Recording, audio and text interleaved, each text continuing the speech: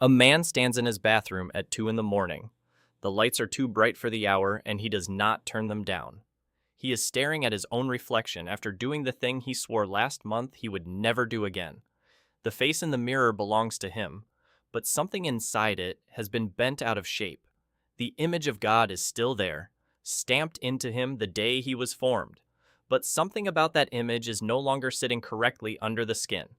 Most people think sin only offends God and stops there.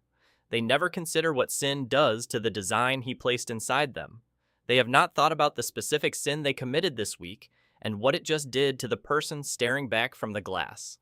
They picture sin as a law broken in heaven. They do not picture it as a chisel taken to the image they were formed to carry. Every sin has a signature, and every signature leaves a mark on the one created in God's image. Pride.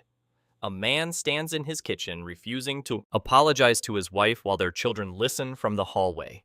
He knows he is wrong, and he still will not move his mouth to say it. Pride is the first sin recorded in heaven and the first sin recorded on earth. It is the sin that does not just offend God, it hollows out the capacity to receive love from him or from anyone else. This is not the arrogant coworker you are picturing right now. This is the way you went silent at dinner last week when someone corrected you gently. Pride builds a throne inside a heart that was designed as a sanctuary. It convinces you the room is big enough for only one name. It rewires your ears so that correction sounds like attack. It rewires your mouth so that apology tastes like death.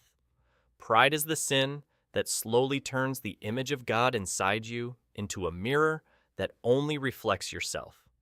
Jesus, who was equal with God, emptied himself and knelt before betrayers with a towel in his hands. The throne you are defending is the one he already walked away from. The image he is restoring in you is the image of a king who washes feet. You were not designed to sit alone at the top of yourself. You were designed to bow low and find that heaven bowed lower first. Lust. A married man closes a laptop at 1 in the morning and lies down beside a wife he no longer sees clearly. She is 18 inches away, and she has never felt further. Lust retrains the eyes God gave you for covenant into eyes that consume and discard. Do not move this to the teenager down the street. Stay with your own screen history and the images still loading somewhere in your memory. Before your mind escapes to someone else's shame, stay inside your own story for 1 more minute. Every image you consumed rewired the way your brain receives a real human being. Every click taught you that people are catalogs to be scrolled, not souls to be cherished. You were designed to see one person as holy. Every image you consumed taught you to see every person as disposable. The same body that was broken on the cross rose again uncorrupted. That risen body is the model for what yours can still become under the hands of the one who designed it. Lust promised intimacy and delivered isolation. Resurrection promises covenant and delivers a body that can love again. The eyes he made can still be given back to you. Greed. A man refreshes his investment account during his daughter's piano recital. She is playing the piece she practiced for him all month, and he is not looking up.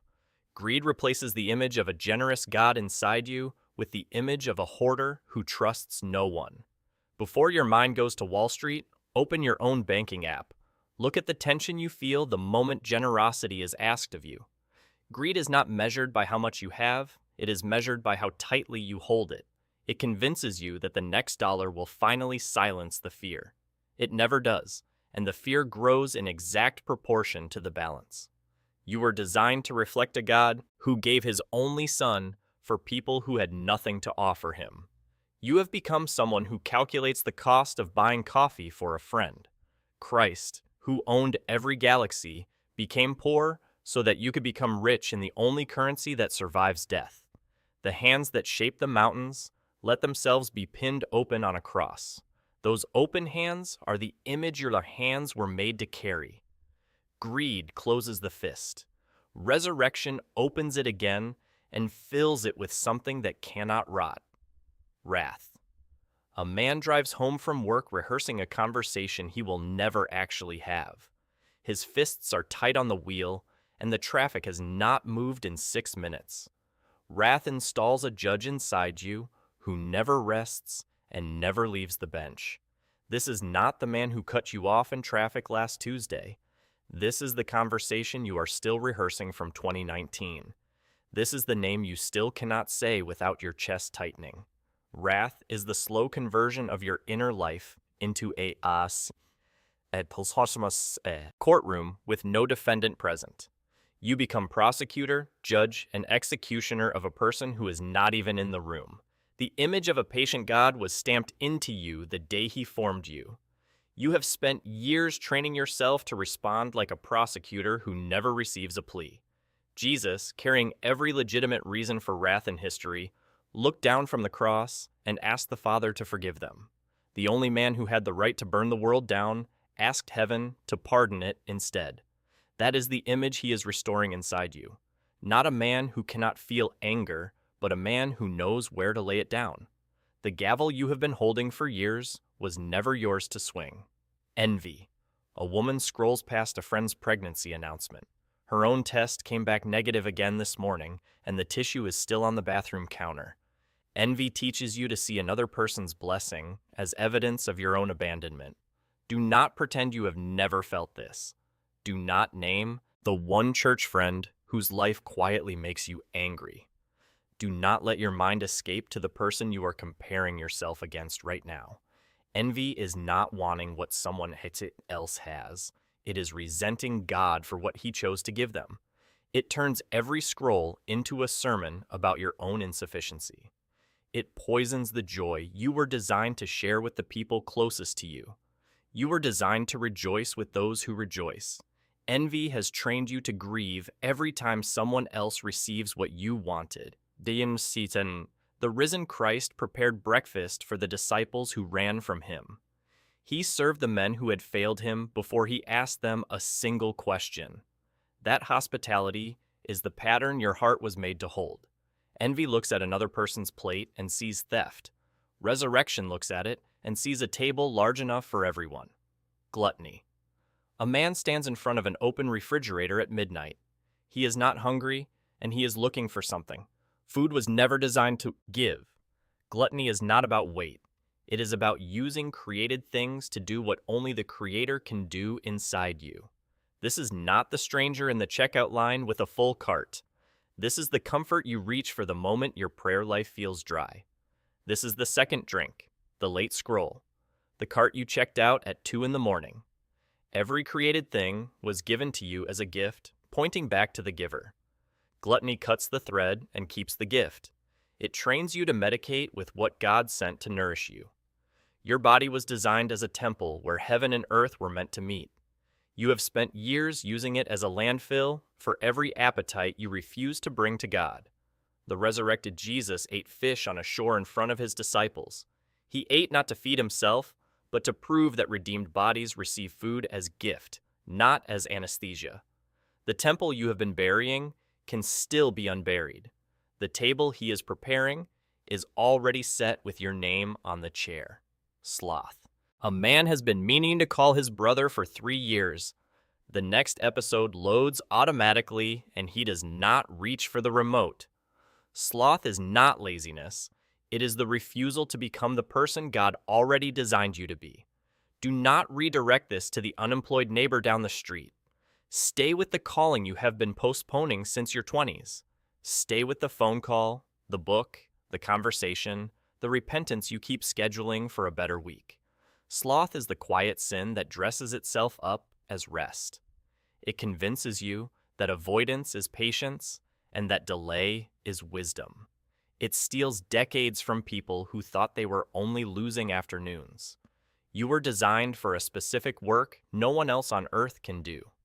You have spent years pretending you have more time than God actually gave you. The risen Christ appeared to his disciples and commissioned them on the same day. Resurrection life does not wait for a better season.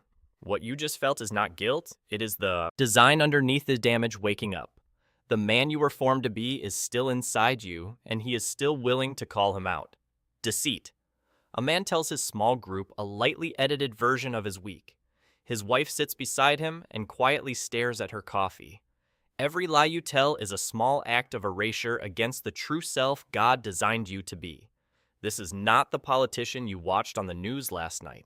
This is the version of yourself you performed at church on Sunday.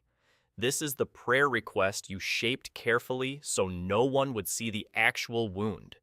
Deceit is not one event, it is a slow sculpting of a false self until the real one becomes unrecognizable.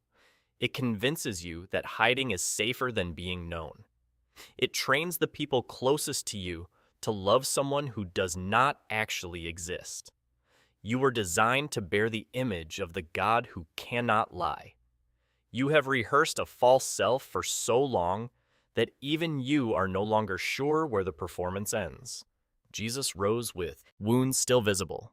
He refused to hide what had happened to his body, because truth and resurrection arrive together and will not be separated. The true self you have been protecting people from is the self he died to redeem.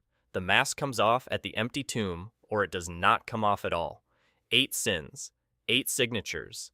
Every sin leaves a signature on the image. Pride left the signature of a throne, where a sanctuary used to be, and every sin leaves a signature on the image. Lust left the signature of eyes that cannot see a person without consuming them, and every sin leaves a signature on the image. Greed left the signature of a closed fist where open hands were formed, and every sin leaves a signature on the image. Wrath left the signature of a courtroom where a father's house was built, and every sin leaves a signature on the image. Envy left the signature of grief where shared joy was designed, and every sin leaves a signature on the image. Gluttony left the signature of a landfill where a temple was consecrated, and every sin leaves a signature on the image. Sloth left the signature of a postponed life where a commissioned one was waiting, and every sin leaves a signature on the image. Deceit left the signature of a performed self where a beloved one was formed, and every sin leaves a signature on the image. The only person in history whose image was never distorted took every distortion onto himself. He rose with a body that still bore the wounds. That resurrection is the only mechanism on earth strong enough to reforge what sin has bent inside you. The man in the bathroom mirror at 2 in the morning is not beyond repair. The image underneath the damage is still signed by the hand that made him, and that hand is still in the business of restoration today. Which of these 8 signatures is still on you right now? Tell me in the comments. Watch the next video on the Restoration Arc playlist after this one. And if this is the voice you have been looking for, subscribe to Woke Faith and stay with us.